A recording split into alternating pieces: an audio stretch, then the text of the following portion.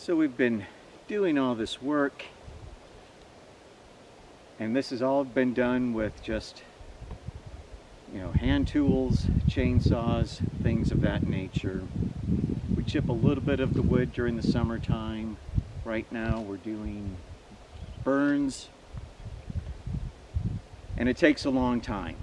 It took me 2 good weekends to clear off, this 1 acre or so. And you might wonder, why don't I bring in heavy equipment? The heavy equipment does a lot of damage to the topsoil, to the ground covers. It's spring now, and we're getting all sorts of wildflowers coming in. We've got the glacier lilies. They're just starting to bloom right now. Pretty soon we'll be getting other things. And we've got a lot of ground cover that provides a lot of food for the animals.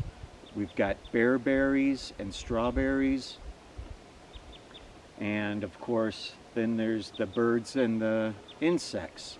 We have so many insects out here, such a diverse insect population, and one of the reasons for that is this land has been commercial timberland for 100 years or more, and before that, the Native Americans had the land out here. So I honestly don't believe this land has ever had any sort of fertilizers or pesticides or herbicides used on it. I don't think the timber companies would have been bothering with such huge areas to be doing that. So we've got land that is totally free of all of that garbage, that horrible stuff that, really has decimated our insect life. But out here, I've just been amazed at how many different insects I've seen.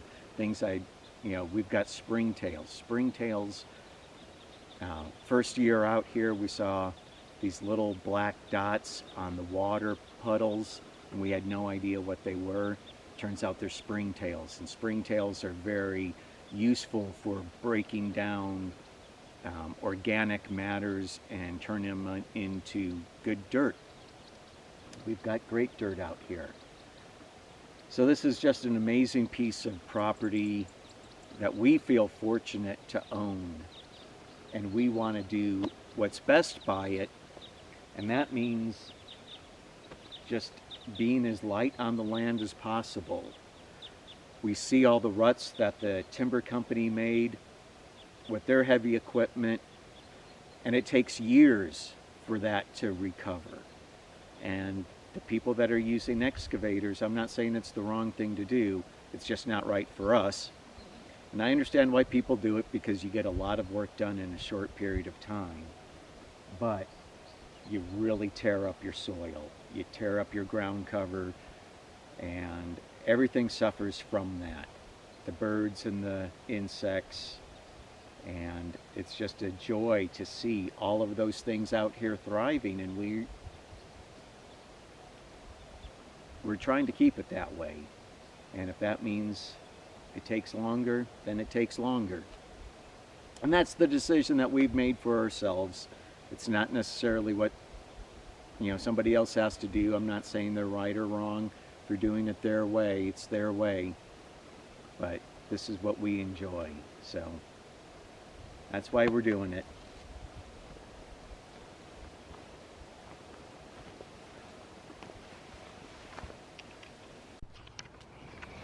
It's the first week of March, first week of spring, and we're just now getting our glacier lilies. This one hasn't opened up yet, and right over here we've got some wild strawberries coming in.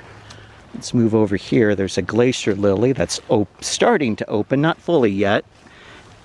And right in here we've got a nice little glacier lily coming up, and a few more over here. And further up, I saw some mullein just starting to come up. Probably won't find it now.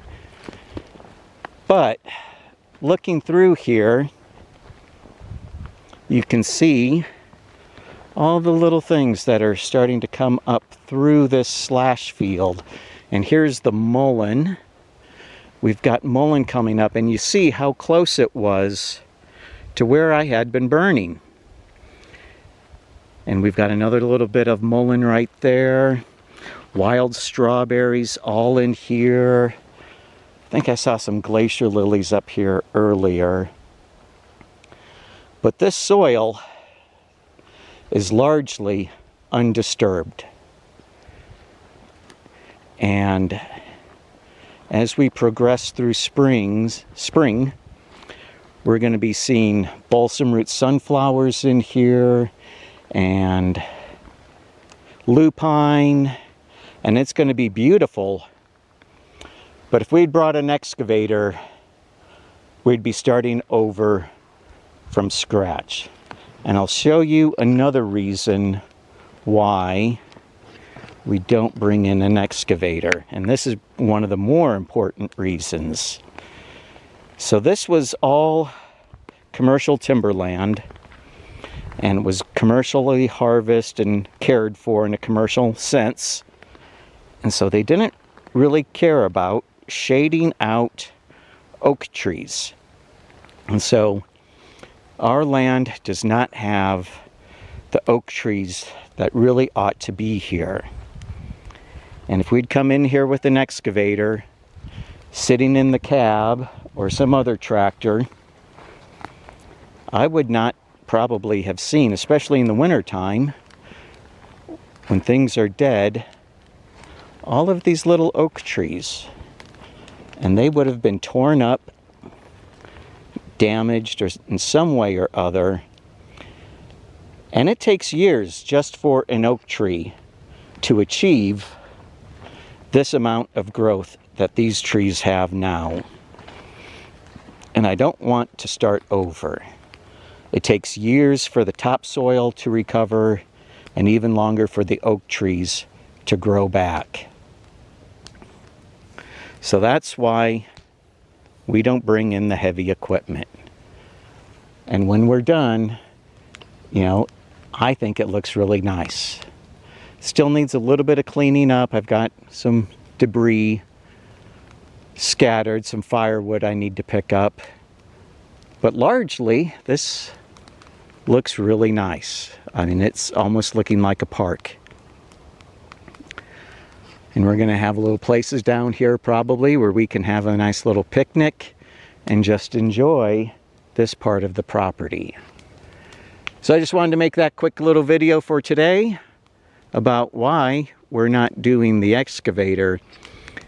And I'll probably at the end put in some video of my neighbor's property where he used an excavator, just so you can see what it looks like when an excavator does the work.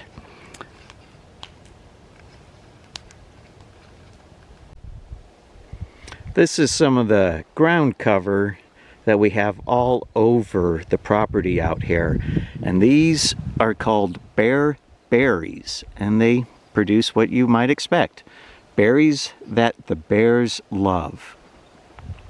And when these start to bloom, and I'll definitely have a video when that's going on, this ground cover is just alive with insects.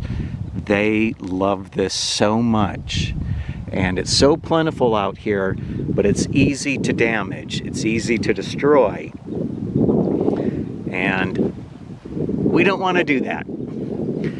So it'll be fun to watch when these things start flowering. It really is amazing how much insect life is in here. But that'll be a video for another day.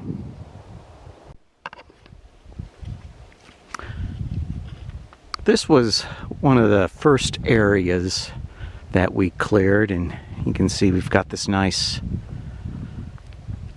bed of wood chips. I'm going to pan up and show you this really cool old tree that's just barely hanging on. It is kind of a cool tree. So we came in here and we did our work. And this is what it looks like after 2 years. And really, this is what it looked like after we were done.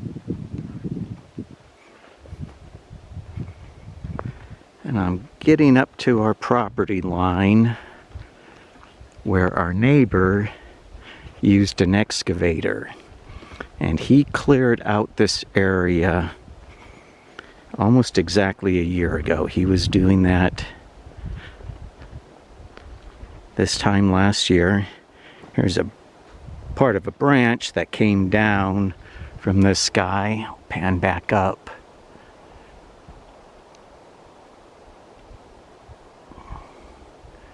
And it's amazing how big some of these branches can be. They don't look that big when they're on the tree, but when they come down, they're big branches.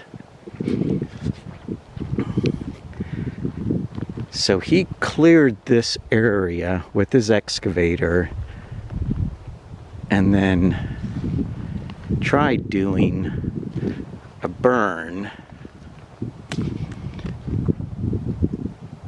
and he didn't do a real good job.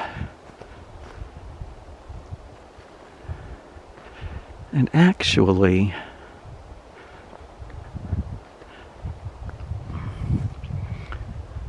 there's a burn pile over there that didn't really burn.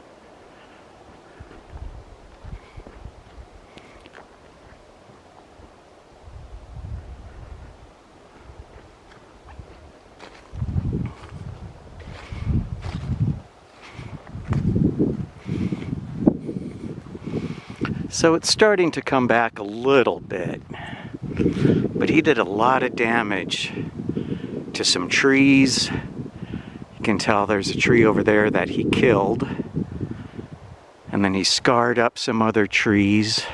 Kind of zoom in if I can. I don't know how well you can see that scarred tree back there. But here's another huge slash pile that is only partially burned.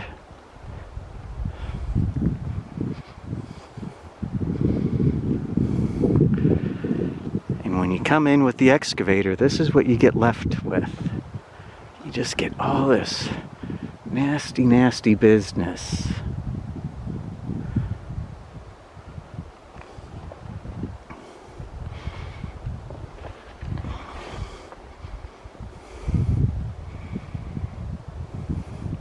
And this is exactly what we are trying to avoid.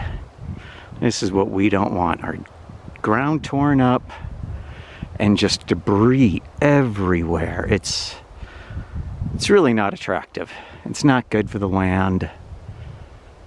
But you can get a lot of work done in a short period of time if that's what you want to do. But then you're left with a huge mess. Okay, so I just wanted to show you the difference. This is another property where they went through with an excavator, and I just wanted to show another piece of property. This was done just a couple months ago, and there's still a lot of work that needs to be done to clean things up. But you can see, once again, just how much damage this does to the top of the soil. It just destroys your ground cover. And it's going to take a long, long time for this to recover. But, once again, you know, for some people, you got to get a lot of work done in a fairly short period of time. So maybe that's the only option you've got.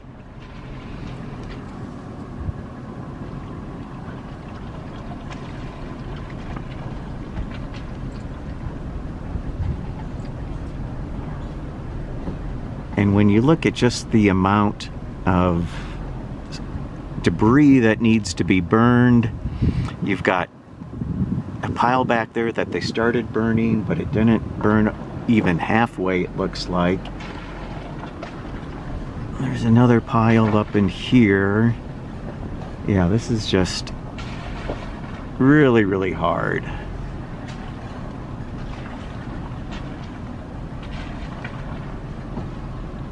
Here's a pile that got partially burned, so they're going to have to come back and do this all over again, and well, it's just not the way we want to do it.